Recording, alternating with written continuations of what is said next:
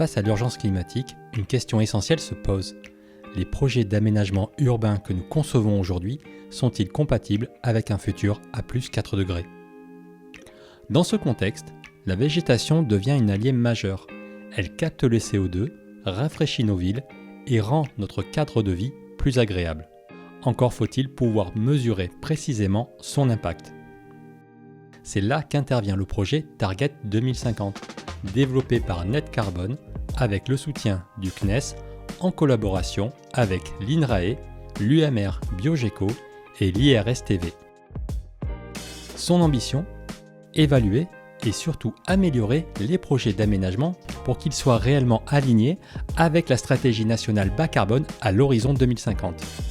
Target 2050 repose sur 3 indicateurs clés. 1. Le rafraîchissement urbain. Le projet limite-t-il les effets de la hausse des températures ? 2. La lutte contre l'artificialisation. Renature-t-il plus qu'il ne bétonne ? 3. La captation carbone. Permet-il de doubler la capacité de captation de carbone comme le prévoit la trajectoire nationale ? Pour répondre à ces questions, le projet s'appuie sur des données satellites à très haute résolution issues de Pléiades, Pléiades Néo et de photographies aériennes de l'IGN. Ces images sont analysées par des algorithmes de deep learning qui classifient les sols, identifient les types de végétation, estiment leur potentiel de captation carbone et leur impact thermique à l'échelle de 20 cm. Sur la base de ces analyses, un état des lieux du site est réalisé. Les plans AutoCAD du projet d'aménagement sont ensuite intégrés directement dans l'outil. Les surfaces sont alors modélisées pour calculer leur impact sur le climat en fonction de la végétation, des matériaux et de l'occupation du sol. Enfin, chaque projet reçoit une note globale de compatibilité avec les objectifs 2050. Mais Target 2050 ne s'arrête pas au diagnostic. Il a pour ambition de proposer des scénarios d'amélioration réalistes sans tout repenser via des leviers simples, tels que l'ajout d'essences végétales plus efficaces, le remplacement de matériaux trop chauds par des revêtements réfléchissants ou encore la désimperméabilisation de certaines surfaces.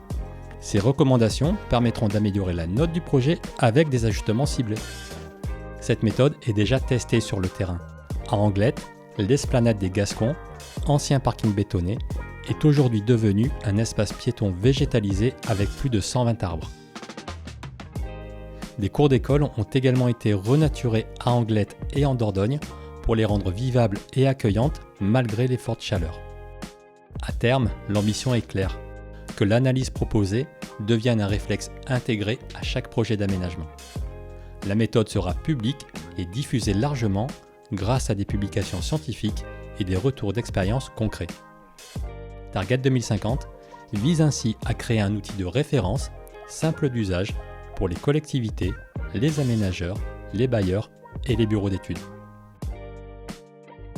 À l'échelle nationale, agréger les données de tous ces projets et mesurer leur impact cumulé permettra de confirmer l'alignement avec la trajectoire 2050. Avec Target 2050, Net Carbone développe une solution pour construire dès aujourd'hui des territoires résilients, vivables et compatibles avec le monde de demain.